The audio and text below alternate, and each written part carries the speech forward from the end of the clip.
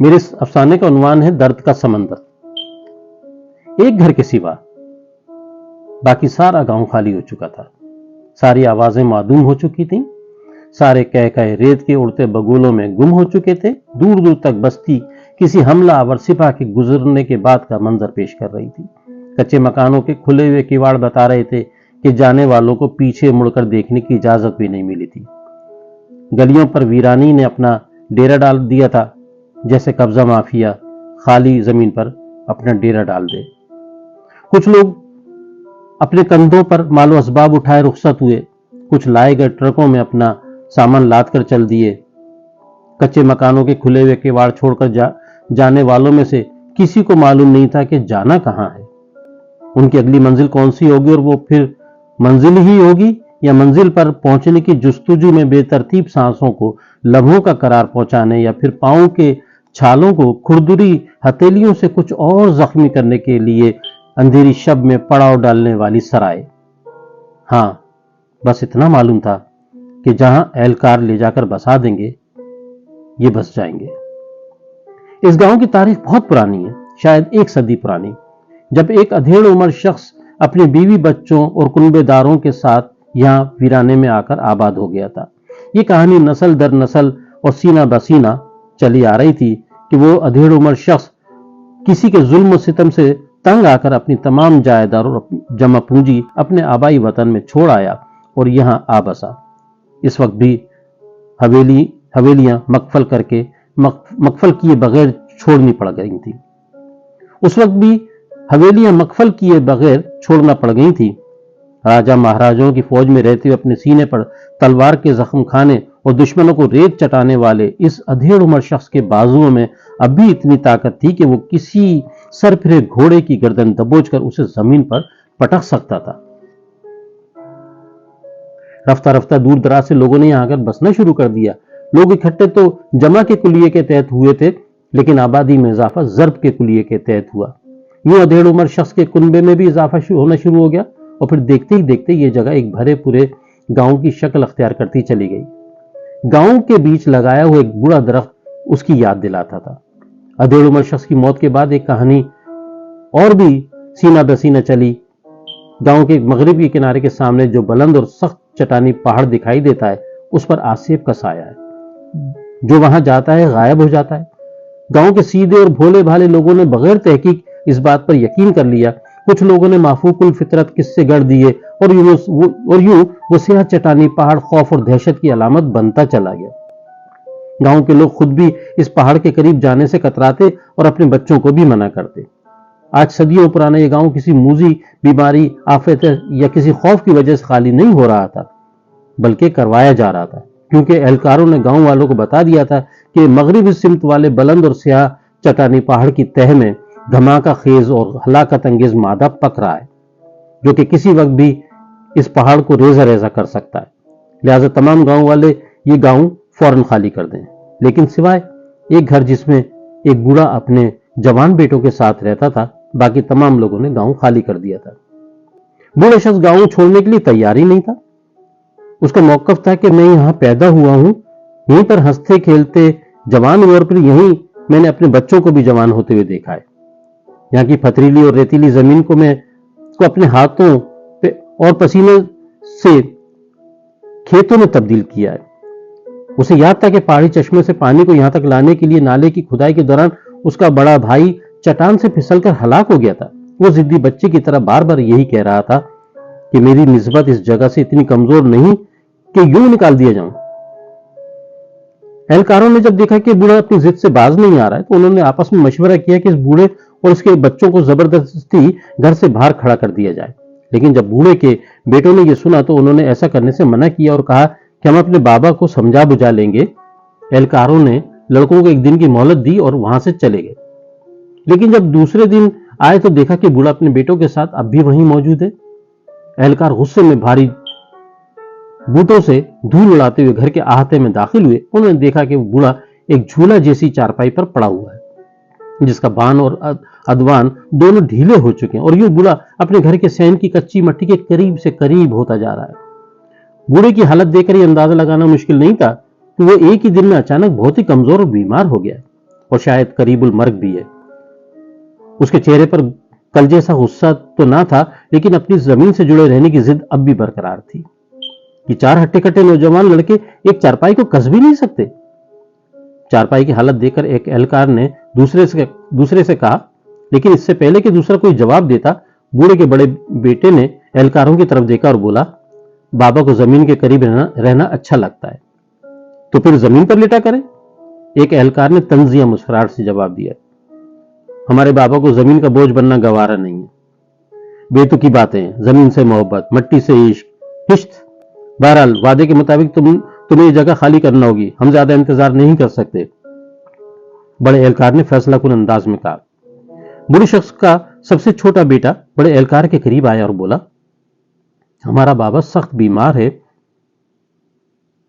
بیمار تو وہ بہت پہلے سے تھا، لیکن کل سے اس کی حالت بہت زیادہ خراب ہو گئی ہے، یہ چل پھر بھی نہیں سکتا، ہمیں کچھ دن کی مہلت دے دو، جب یہ ٹھیک ہو جائے گا تو ہم اسے کہیں دور لے جائیں گے، تمہارے اس سیاہ اور پتھریلے پہاڑ سے بہت دور، جس کی نگہداشت اور اس میں لاوے کی تیاری پر تم نے اس قدر سرمایہ لگا دیا ہے کہ جس کی ایک چٹکی بھر رقم سے میرے بابا جیسے لاکھوں لوگوں کا علاج ہو سکتا تھا، انہیں گھر دیا جا سکتا تھا اور مجھ جیسے لاکھوں نوجوان اعلیٰ تعلیم حاصل کر سکتے تھے۔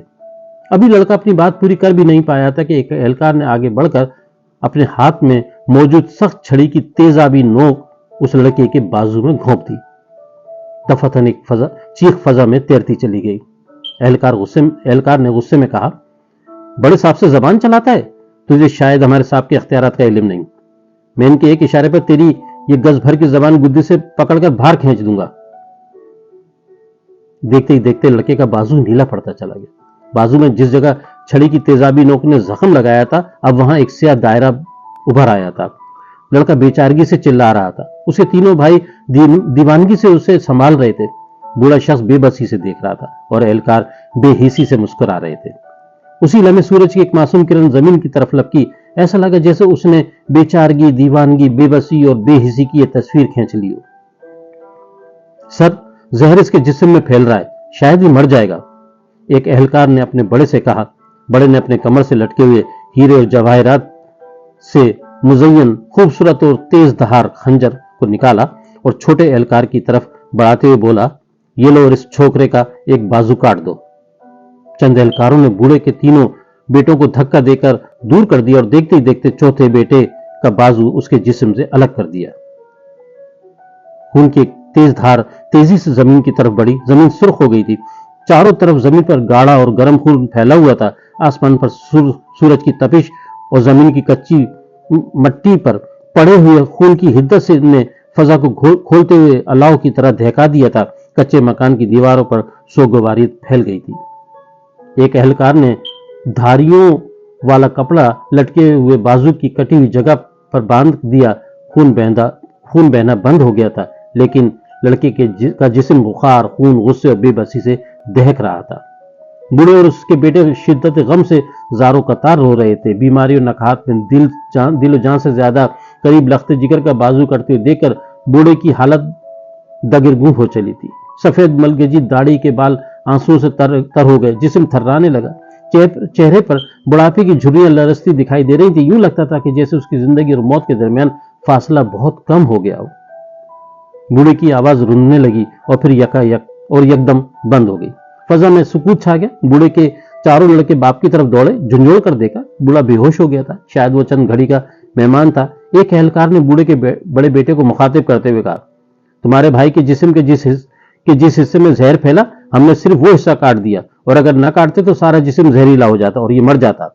ہم نے زہریلے بازو کو کاٹ کر تمہارے بھائی کو بچایا ہے، تمہیں تو ہمارا احسان مند ہونا چاہیے۔ اچھا انداز مسیحائی ہے، زہر پھیلنے کی وجہ ڈھونڈنا جانتے نہیں، علاج کرنا آتا نہیں، صرف یک جنبش شمشیر سے وہ جسم ہو یا زمین بس کاٹ دینا جانتے ہو۔ تھوکتا ہوں میں تمہارے منہ پر، یہ کہتے ہوئے بوڑھے کے بڑے بیٹے نے سامنے کھڑے ہوئے اہلکار پر تھوک دیا۔ ذلیل کمینے، تم جانتے نہیں کہ ہم تمہارا کیا حشر کر سکتے ہیں؟ ایک ماتحت نے غصے سے کہا اور آگے بڑھ کر لڑکے کو بالوں سے پکڑ کر زمین پر زور سے پٹخ دیا اور پھر بھاری بوٹوں سے اس کا چہرہ مسلنے لگا۔ بڑے اہلکار نے آگے بڑھ کر کہا، ٹھہرو، اس کا فیصلہ ہم بعد میں کریں گے، پہلے گھر خالی کراؤ۔ یہ کہہ کر اس نے دوسرے ماتحت سے کہا، ایک ایمبولینس منگواؤ، हरी अप। थोड़ी देर बाद एक एम्बुलेंस धूल उड़ाती हुई बूढ़े के मकान के अहाते में दाखिल हुई। बूढ़े को स्ट्रेचर पर डालकर एम्बुलेंस में सवार कर दिया गया। चारों लड़के दौड़कर एम्बुलेंस में सवार हो गए। थोड़ी देर पहले घर खाली करने से मना करने वाले सब कुछ भूलकर बूढ़े बाप की जिंदगी बचाने की गर्ज से अनजानी सिमत चल दिए। कटा हुआ खून आलूदा बाजू धूल और मट्टी में लिथड़ा हुआ पीछे रह गया। लेकिन अभी एम्बुलेंस ने सिर्फ 4 किलोमीटर का फासला ही तय किया था कि वो झटके लेने लगी और फिर वीराने में रुक गई। चारों तरफ रेतीली जमीन, खोदरो झाड़ियों और कैक्टस के कांटेदार पौधों के सिवा कुछ दिखाई नहीं दे रहा था। दूर दूर तक कच्ची सड़क सुनसान पड़ी हुई थी। ड्राइवर ने बताया कि पेट्रोल खत्म हो गया है और रास्ता अभी बहुत दूर है। मंझला बेटा, जो कि अपने दीगर भाइयों से ज्यादा समझदार और ज्यादा पढ़ा लिखा था, बहुत देर से अपना गुस्सा दबाने की कोशिश कर रहा था। एकदम चीख पड़ा, ये कैसे मुमकिन है कि एक इमरजेंसी ड्यूटी के लिए तैयार खड़ी हुई एम्बुलेंस में सिर्फ 4 किलोमीटर के लिए पेट्रोल भरा गया होगा? ये हमारे खिलाफ साजिश है। हाँ, हमें बेघर करने की साजिश और हमारे बाबा को मारने की साजिश। कटे हुए बाजू वाले बेटे ने अपनी अकेली मुट्ठी भींचते हुए कहा। इसी समय में बूढ़े को होश आ गया। उसने निकाहत के आलम में हसरत भरी नजरों से अपने चारों जवान बेटों को देखा और फिर आहिस्तगी से अपनी आंखें मूंद ली। बाप की हालत देखकर चारों बेटों की आंखों से आंसू छलक पड़े। उन्हें अपने बाप को बचाने की कोई तदबीर सुझाई नहीं दे रही थी। ऐसे में बड़े बेटे ने कुछ सोचते हुए कहा, आओ कोई ऊंट, कोई घोड़ा या कोई बैलगाड़ी ढूंढते हैं, शायद कहीं दूर या करीब कुछ मिल जाए। ये दौर ऊंट या बैलगाड़ी का नहीं और ना ही इनसे हमारा मसला हल होगा। हमें अपने बाबा की जान बचाने के लिए कोई जदीद जरिया दरकार है, जैसे हेलीकॉप्टर, जो कि एक एनजीओ के पास मौजूद भी है। लेकिन हमारा बाबा तो एक बेहैसियत आदमी है। ये खित्ते में बसने वाले लोगों में जब तफरीक होगी तो फिर हमारा बाबा बेहैसियत ही करार पाएगा। देखो, कुदरत भी तमाम लोगों को एक जैसी सहूलत नहीं देती। अगर बात कुदरत की करते हो तो फिर हम इस हाल में भी हमेशा उसका शुक्र अदा करते रहें, और यही हमारे बाबा की नसीहत भी है। बहरहाल वक्त बहस करने का नहीं, कोशिश करने का है। आओ चारों तरफ फैल कर देखते हैं। तीनों भाइयों ने तायद में गर्दन हिलाई और एम्बुलेंस से उतरकर मुख्तलिफ सिमतों में दौड़ने लगे ताकि सफर का कोई बंदोबस्त हो सके। चारों सिमत फटे हुए जूतों और चप्पलों वाले पैर, कांटों से लदी हुई झाड़ियों और कैक्टस के नोकीले पौधों को रोनते हुए हैरान और परेशान और जख्मों से चूर इधर उधर दौड़ रहे थे। लेकिन कहीं कोई सफर की सबील दिखाई नहीं दे रही थी। शाम का धुंधलका आहिस्ता आहिस्ता फैल रहा था। करीबी उगी झाड़ियों में से 2 सुअर एम्बुलेंस को घूर रहे थे और दोनों सुअरों की आंखों में किसी बेहिस इंसान का बाल साफ दिखाई दे रहा था। दूर एक बंजर दरख्त पर मुद्दतों से मुर्दार खाने के इंतजार में बैठे हुए कुछ गिद्ध उड़कर एम्बुलेंस के करीब आकर यूं मंडाने लगे जैसे किसी के मरने की नवीद उन्हें पहले से मिल गई हो। मगरबी सिमत में स्याह चट्टानी पहाड़ के पीछे, जिसकी तह में धमाका खेज लावा पक रहा था, सूरज आहिस्ता आहिस्ता गुरूब हो रहा था। सूरज की सुर्खी और पहाड़ की स्याही फैलकर पूरे आसमान पर छा गई थी और यूं लग रहा था कि जैसे सूरज नहीं बल्कि सुर्ख और स्याह रंग दर्द के समंदर में डूब रहे हों। स्याह चट्टानी पहाड़ के दामन में वाक़ उजड़े हुए वीरान गांव के बाहर एहलकार किसी फौहिश लतीफे पर कह लगा रहे थे। लेकिन इस हालत में भी गांव के दरमियान अधेड़ उम्र शख्स के हाथों लगाए हुए बूढ़े दरख्त की शाखों में नए पत्ते निकलने के लिए पर तोल रहे थे।